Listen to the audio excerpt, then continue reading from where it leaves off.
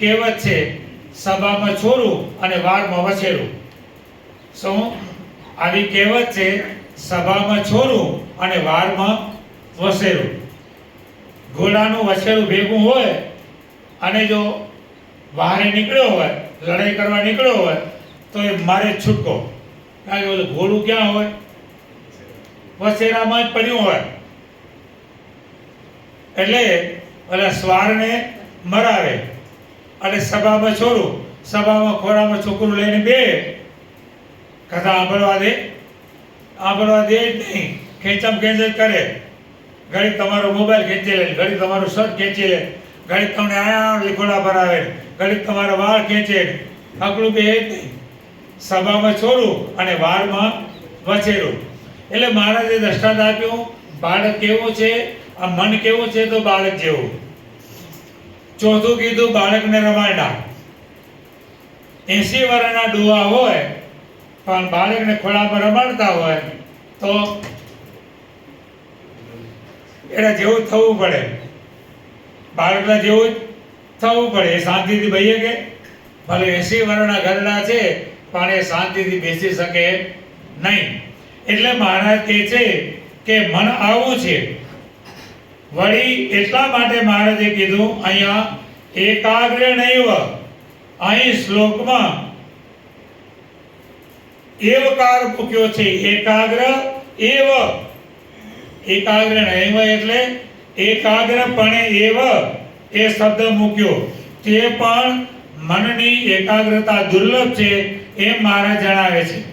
માટે એકાગ્ર મન વડે આ શિક્ષાપત્રના વચનો ધારજો એમ ભારપૂર્વક સ્વામિનારાયણ ભગવાન કહે છે.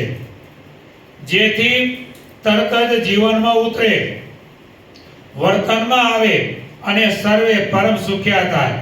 શ્રી સ્વામિનારાયણ ભગવાન તે મનને વશ કરવાના ઉપાય બતાવતા શ્રી કૃષ્ણ ભગવાને કહી દીધું કે હે મહાભાવો, મન નિગ્રહ કરવામાં બહુ જ કાઠું છે, નિગ્રહ થાય એવો નથી.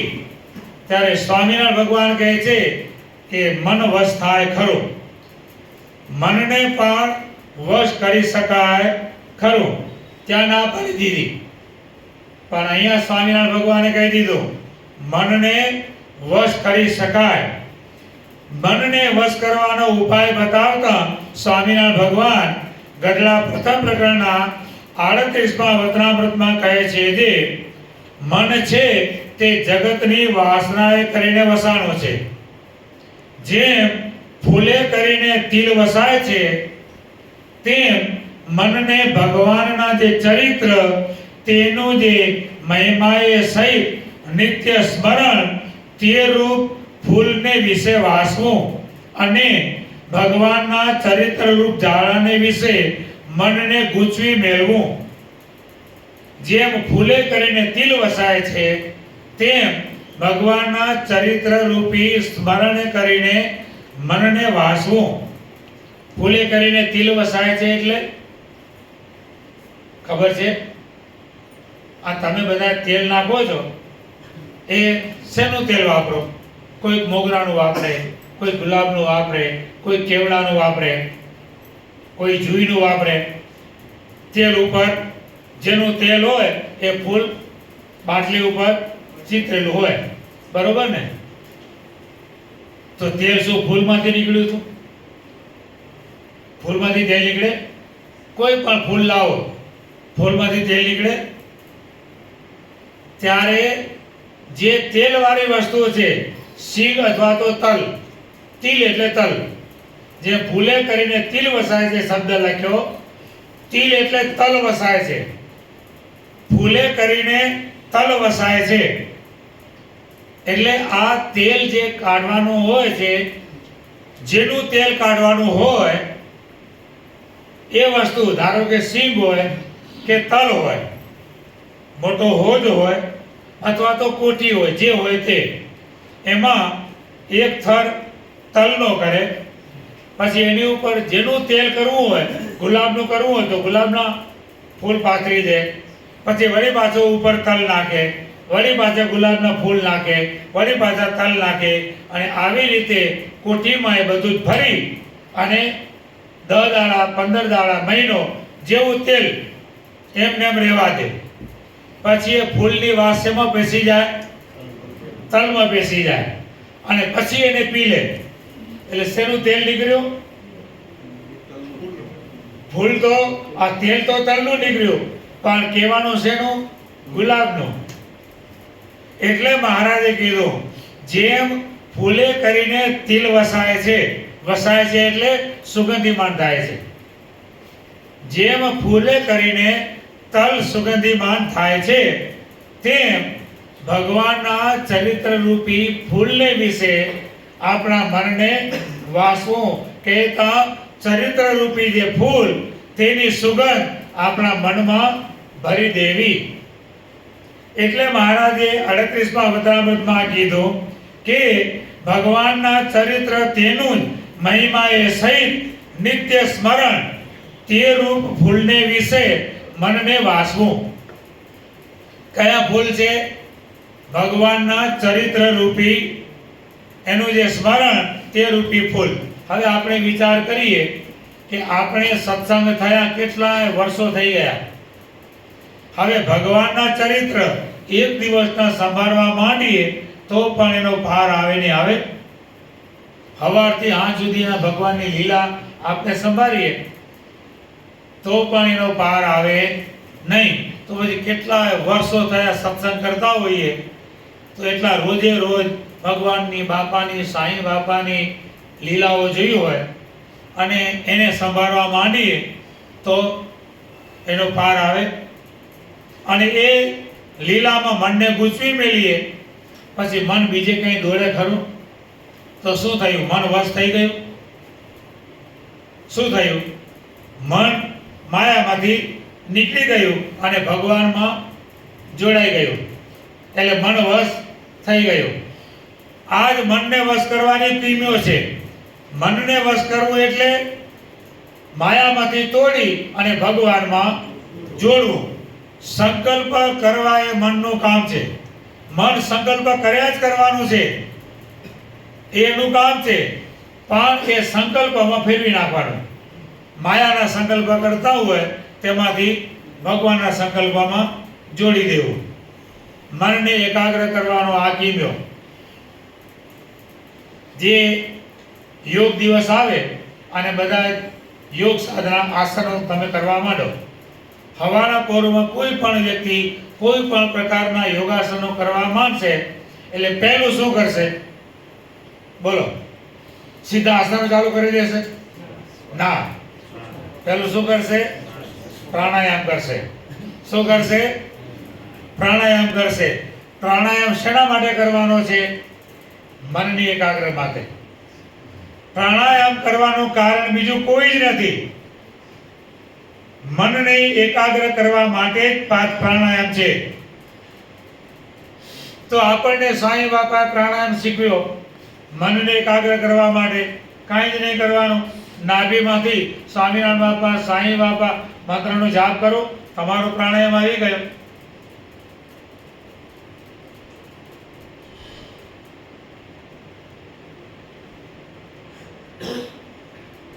નાભીમાંથી ભજન થાય, તરત જ મન ઠેકાણે આવી જાય. ઊંઘ ના આવતી હોય રાત્રે, ઊંઘ ના આવતી હોય તો કાંઈ નહીં કરવાનું. નાભીમાંથી સ્વામિનારાયણ બાપા સાંઈ બાપા મંત્ર ડૂટીમાંથી ચાલુ કરવાનું. આમ તો હું બોલે ઊંઘ આવવાનું એક જ સાધન મનની એકાગ્રતા. ઊંઘ આવવાનું સાધન એક જ, મન એકાગ્ર થાય એટલે ઊંઘ આવી જાય. જ્યાં સુધી મનમાં સંકલ્પો ચાલતા હશે ત્યાં સુધી ઊંઘ નહીં આવે. આ બધા પ્રયોગ કરો એટલે ખબર પડે. મનમાં સંકલ્પો ચાલતા હોય ત્યાં સુધી ઊંઘ નહીં આવે. અડધી રાતે જાગી ગયા, ભલે ભર ઊંઘમાંથી જાગ્યા હો અને પેશાબ કરીને પાછા તમે સૂતા, પણ જો મનમાં વિચારો ચાલુ થઈ ગયા તો ભલે ને ગમે એટલી ઊંઘમાંથી જાગ્યા હો તો પાછી ઊંઘ ના આવે. પણ જ્યાં મન એકાગ્ર થાય તરત જ ઊંઘ આવી જાય. એટલે મહારાજ મનને એકાગ્ર કરવાનો ઉપાય આ બતાવે છે. ભગવાનના ગાઢ મનમાં કર્યા કરવા. એક સમયો ને બીજો કરવો, બીજો સમયો ને ત્રીજો કરવો, એમને એમ મનને નવરું રહેવા દેવું નહીં, એટલે મન વશ થયું કહેવાય. આ વાત ગઢડા પ્રથમ પ્રકરણના 38મા વચનામૃતમાં મહારાજે કરી. હવે વળી ગઢડા મધ્ય પ્રકરણના 33મા વચનામૃતમાં પણ કહે છે કે ભગવાનની કથા શ્રવણાદિ જે નવદા ભક્તિ તેને વિશે મનને અખંડ જોડી મેળવું, પણ લેશ માત્ર મનને ક્ષણ માત્ર પણ મનને નવરું રહેવા દેવું નહીં. આ મનને વશ કરવાનો ઉપાય. જેને જે ભક્તિ ભાવતી હોય તે 9 પ્રકારની ભક્તિ, એમાંથી જેને જે ભક્તિ પસંદ હોય, મન જ્યારે બીજે રખડવા જાય એટલે જે ભક્તિ પસંદ હોય એ ભક્તિ કરવા માંડવાનું. આ હરિવર્ધનભાઈની વાત કરીએ. કીર્તન ભક્તિ એમને પસંદ. શું હતું એમને? એમને આવી રીતે કથામાં બેહારી રાખો તો મજા ના આવે, પણ કીર્તન તમે 4 કલાક સુધી ગા ગા કરો અને એને ગવડાવો તો ગાયા રાખે. એમને કીર્તન ભક્તિ પસંદ હતી. તો જ્યાં મન આગુ પાછું થાય એટલે તરત જ કીર્તન ગાવા માંડવાનું, એટલે મન ઠેકાણે આવી જાય. કોઈને સેવા ભક્તિ પસંદ હોય, મન જરાક આગુ પાછું થાય, મનમાં અંદર કામના, ક્રોધના, લોભના વેગ ઉમળે એટલે તરત જ મંદિરમાં સેવા કરવા માંડવાની, એટલે તરત જ મન ઠેકાણે. કોઈને શ્રવણ ભક્તિ પસંદ હોય તો જ્યાં મન રખડવા માંડે એટલે તરત જ કથા શ્રવણ કરવા માંડવાનું, એટલે મન તરત જ ઠેકાણે. નવદા ભક્તિમાંથી જેને જે ભક્તિ ગમતી હોય તે ભક્તિમાં મનને જોડી મેળવાનું. 9 પ્રકારની ભક્તિ છે: શ્રવણમ, કીર્તનમ, વિષ્ણુ સ્મરણમ, પાદ સેવનમ, અર્ચનમ, વંદનમ, દાસ્યમ, સખ્યમ, આત્મનિવેદનમ. આ 9 પ્રકારની ભક્તિ. એમાંથી જે ભક્તિ આપણને પસંદ હોય એ ભક્તિમાં મનને જોડી મેળવું. 9 પ્રકારની ભક્તિ. હવે 9 પ્રકારની ભક્તિ એના 81 પ્રકાર થાય. એક શ્રવણ ભક્તિ. 81 પ્રકાર કઈ રીતે? એક શ્રવણ ભક્તિ સમજો. 9 9 81. પહેલી આપણે શ્રવણ ભક્તિ લઈએ. શ્રવણ ભક્તિ રજોગુણ, તમોગુણ અને સત્વગુણમાં રહીને થાય. એટલે શ્રવણ ભક્તિના કેટલા થયા? 3 પ્રકાર થયા ને. એક શ્રવણ ભક્તિ રજોગુણમાં રહીને કરતો હોય, તમોગુણમાં રહીને શ્રવણ કરતો હોય, સત્વગુણમાં રહીને કથા સાંભળતો હોય, તો એ 3 પ્રકાર થયા. હવે એક રજોગુણમાં રહીને શ્રવણ ભક્તિ કરે છે, એમાં પણ ઉત્તમ, મધ્યમ ને કનિષ્ઠ. એક ભક્તિમાં એક શ્રવણ ભક્તિ રજોગુણમાં રહીને કરે છે તો એમાં પાછા 3 પ્રકાર: ઉત્તમ, મધ્યમ ને કનિષ્ઠ. એવી રીતે તમોગુણમાં ઉત્તમ, મધ્યમ ને કનિષ્ઠ, સત્વગુણમાં ઉત્તમ, મધ્યમ ને કનિષ્ઠ. 3 તેરી 9 થઈ ગયા. શ્રવણ ભક્તિના આવા 9 પ્રકાર. એવી 9 ભક્તિના 9 પ્રકાર એટલે 9 9 81. આ 81 પ્રકારની ભક્તિ થાય પછી 82મી પ્રેમ લક્ષણા ભક્તિ આવે. 82મી જે ગોપીઓના જેવી પ્રેમ લક્ષણા ભક્તિ, એ 81 ભક્તિમાંથી પસાર થઈએ ને ત્યારે ગોપીઓના જેવી 82મી પ્રેમ લક્ષણા ભક્તિ ભગવાનને વિશે કેળવાય. અને પ્રેમ લક્ષણા ભક્તિ જ્યાં કેળવાય ત્યારે એની દ્રષ્ટિમાં ભગવાન સિવાય બીજું કંઈ પણ રહે નહીં. ગોપીઓને જ્યાં જુએ ત્યાં કાનુડો દેખાય. દૂધ દહીં વેચવા જાય તો પણ લો દૂધ દહીં, લો દહીં નહીં, લો કાન, લો જ્ઞાન, લો કાન. આમ થાય. ક્યારે? 82મી પ્રેમ લક્ષણા ભક્તિ આવે ત્યારે. એટલે આવી રીતે મહારાજ મધ્ય 38માં કહે છે કે નવદા ભક્તિ તેને વિશે મનને અખંડ જોડી મેળવું, પણ ક્ષણ માત્ર મનને નવરું રહેવા દેવું નહીં. જેમ કોઈ પુરુષને ભૂતવશ થયો હતો, તે જ્યારે કામ ન બતાવે ત્યારે તેને ખાવા તૈયાર થાય તેમાં મન છે તે પણ ભૂત જેવું છે. તે જ્યારે ભગવત ભક્તિમાં ન રાખે ત્યારે અધર્મના ગાઢ ગળે, ત્યારે ભૂતની પેટે જીવને ખાવા તૈયાર થયું કહેવાય. માટે મનને અખંડ ભગવાનની કથા કીર્તનાદીપમાં જોડી રાખવું એટલે મન વશ થયું કહેવાય. આમ ભગવાનની મહાત્મય સહિત જે નવદા ભક્તિ તેણે કરીને મન જીતાય છે. આવી રીતે એકાગ્ર નૈવ મનસા, આ એક પાદનો અર્થ અહીંયા સ્વામી બાપાએ આપણને સમજાયો. એકાગ્ર નૈવ મનસા, એકાગ્ર મન ક્યારે થાય? તો આવી રીતે જ્યારે વર્તીએ ત્યારે મન એકાગ્ર થાય. અને આવું એકાગ્ર મન કરી અને શિક્ષાપત્રીની આજ્ઞાને ધારવી, વિચારવી અને વર્તનમાં મૂકવી. ક્યાંય પણ શિક્ષાપત્રી લોપાય ખરી? આટલું એકાગ્ર મન કરીને ભગવાનના વચનો જીવમાં ઉતાર્યા હોય તો કોઈ દિવસ શિક્ષાપત્રીની આજ્ઞાનો લોપ થાય નહીં.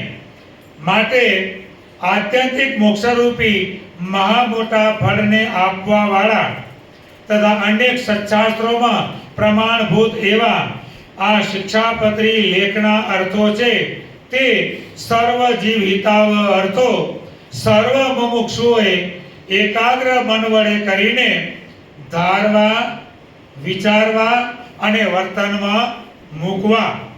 આ એક 7મો શ્લોક ગયા સોમવારે અડધો થયો અને આ સોમવારે એક પાઠ થયો. એકાગ્ર નૈવ મનસા. આ પ્રમાણે જો બધું આપણે એકાગ્ર મન કરીએ અને એકાગ્ર મનથી ધ્યાન કરવા બેસવું, ભજન કરવા બેસવું, તો પણ જ્યારે મન એકાગ્ર થાય ત્યારે બધું જ કાર્ય થાય.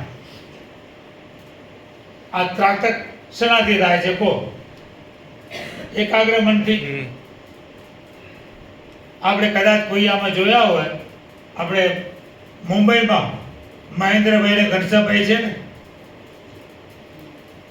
એમના ફાધર શાંતિભાઈ, કદાચ કોઈ જોયા નહીં હોય, વર્ષો પહેલા ભગવાનની મૂર્તિમાં સુખ્યા થઈ ગયા. એ આપણા કારણ સત્સંગમાં આવ્યા એના પહેલા એ ત્રાટક વિદ્યા કરતા હતા. અને એમણે ત્રાટક વિદ્યા સિદ્ધ કરેલી. ત્રાટક વિદ્યા એવી છે, આમ અહીંથી આ ત્રાટક મારે ને એટલે ખટારો આવતો હોય ને તો ખટારાને ઊભો રાખી દે. ત્રાટક કરીને ખટારાને ઊભો રાખી દે. કોઈ સાયકલ લઈને નીકળે અને આ ભાઈ જો ત્રાટક મારે તો ઓલી સાયકલ પડે, એ પડ્યો જ હોય. એવી એની ત્રાટક વિદ્યા હતી અને આવી ત્રાટક વિદ્યા જાણતા હતા. એ ત્રાટક વિદ્યાને સિદ્ધ કરેલી. એને સત્સંગી થયા પછી એ બધું મૂકી દીધું. પછી એમને પૂછ્યું એક દિવસ કે આ તમે ત્રાટક વિદ્યા સિદ્ધ કેવી રીતે કરી? તો એ કહે છે કે મેં 10 વર્ષ સુધી, કેટલા વર્ષ?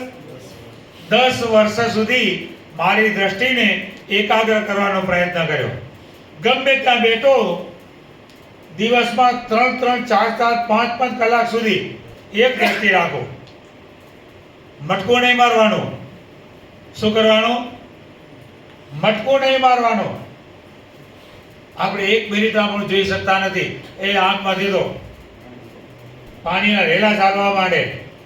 પણ એમણે દ્રષ્ટિને એટલી બધી સિદ્ધ કરેલી, 3, 4 કલાક સુધી આમ ને આમ જોઈ રાખે ને, આંખમાં પાણી ના આવે અને આંખ ભરકે પણ નહીં. આવી એને એકાગ્ર દ્રષ્ટિ 10 વર્ષ સુધી સાધના કરી, ત્યારે એને ત્રાટક વિદ્યા સિદ્ધ થઈ. એટલે આપણે ત્રાટક વિદ્યા સિદ્ધ કરવાની કેવી? ભગવાનમાં. લોયા પ્રકરણના 8મા વચનામૃતમાં મહારાજે કીધું, જેની દ્રષ્ટિ ચંચળ હોય તો તેને વશ કેવી રીતે કરવી? તો મહારાજ કે એક દ્રષ્ટિએ ભગવાનની મૂર્તિ સામે જોઈ રહેવું. આંખ બળે, મેસોનમેસ કરીને જોઈ રહેવું. આંખ બળે, આંખમાંથી પાણીની ધારા ચાલે તો પણ ભગવાનની મૂર્તિ સામું એકાગ્ર ચિત્તે, એકાગ્ર દ્રષ્ટિથી જોઈ રહેવું. અને આવી રીતે જોઈ રહે ત્યારે તેની દ્રષ્ટિ ચંચળ હોય તે વશ થઈ જાય છે. એમાં મહારાજ 9 ઇન્દ્રિયોને વશ કરવાના ઉપાય બતાવે છે. લોયા પ્રકરણનો 8મો વચનામૃત એનો 5મો પ્રશ્ન ઘરે જઈને વાંચજો. દરેક ઇન્દ્રિયોને, હાથને કેમ વશ કરવા, પગને કેમ વશ કરવા, આ જીભને કેમ વશ કરવી, આંખોને કેમ વશ કરવા, કાનને કેમ વશ કરવા, એ બધા જ ઉપાય ભગવાન એ વચનામૃતમાં 5મા પ્રશ્નમાં બતાવે છે. લોયા પ્રકરણનો 8મો વચનામૃત પ્રશ્ન 5મો. એમાં મહારાજ આ બધી ઇન્દ્રિયોને વશ કરવાના ઉપાય એમાં મહારાજ બતાવે છે. અને એ પ્રમાણે આપણે વર્તન કરીએ તો આપણા ઇન્દ્રિયો માયામાંથી ખેંચાય અને ભગવાનમાં જોડાય, અને ભગવાનમાં જોડાય એટલે આપણે ભગવાનના દરેક વચનો એકાગ્ર મનથી આપણા ચિત્તમાં ચોંટી જાય. તો આવી આપણે એકાગ્ર દ્રષ્ટિથી ભગવાન બાપા સાંઈ બાપાના વચનો ધારીએ, વિચારીએ અને વર્તનમાં મૂકીએ એવી ભગવાન બાપા સાંઈ બાપા આપણ સર્વને દિવ્ય શક્તિ ભક્તિ આપે એટલે પ્રાર્થના કરી અને આજની સભાને આપણે વિરામ આપીએ છીએ. 7મો શ્લોક આજે પૂરો થાય છે. આવતા સોમવારે આપણે 8મો શ્લોક લઈશું, પણ આવતા સોમવારે 5 શ્લોકો આગળના 11 થી 15 આવે છે ને ભાઈ, તે કયા કર્યા હતા? 6 થી 10. તે 6 થી 10 કર્યા નહીં, 11 થી 15 કર્યા. હવે 16 થી 20 આવે છે. બોલો, હાલો આંગળી ઊંચી કરો. આપણે 40 થી નીચે વાળા આવો. ચાલો કિશનલાલ, સરસ તાળીઓથી વધાવી લઈએ. કારણ કે આમાં 2 ફાયદા છે. એક તો આખું અઠવાડિયું તમારી વૃત્તિ ભગવાનમાં રહેશે, પહેલો ફાયદો એ. અને બીજો ફાયદો, અહીંયા ઊભા થઈને બોલીશું ને એટલે થોડીક આપણી સભાની બીક પણ નીકળશે. બીજી વખત તમારે કંઈ પણ બોલવું હશે તો તમારા પગ ધ્રુજશે નહીં. 2 પ્રેક્ટિસ થશે, ભગવાનમાં વૃત્તિ રાખવાની પણ પ્રેક્ટિસ અને સભાની બીક પણ આપણને ઓછી થાય. અને ધીમે ધીમે આપણે આપણા યુવા મિત્રો, આપણું યુવા ધન એ પ્રવચનો કરતા શીખે અને ભગવાન બાપા સાંઈ બાપાના ગુણગાન ગાતા શીખે. આ 2 પ્રકારના ફાયદા છે. એટલા માટે આપણે આ હિંમત કરે છે એ મોટી વાત છે. જે હિંમત કરે છે પોતે સામેથી કે આવતા સોમવારે હું બોલીશ, એ હિંમત છે ને એ જ ભગવાનની કૃપા છે. તો આવતા સોમવારે કિશન અહીંયા બાપાની આગળ 5 શ્લોક ભજન રૂપે ગાશે અને આપણે 8મો શ્લોક શિક્ષાપત્રીનો એને સમજવાનો પ્રયત્ન કરીશું. બોલો અક્ષરધામના અધિપતિ સ્વામિનારાયણ બાપાની જય, ઘનશ્યામ મહારાજની જય, હરે કૃષ્ણ.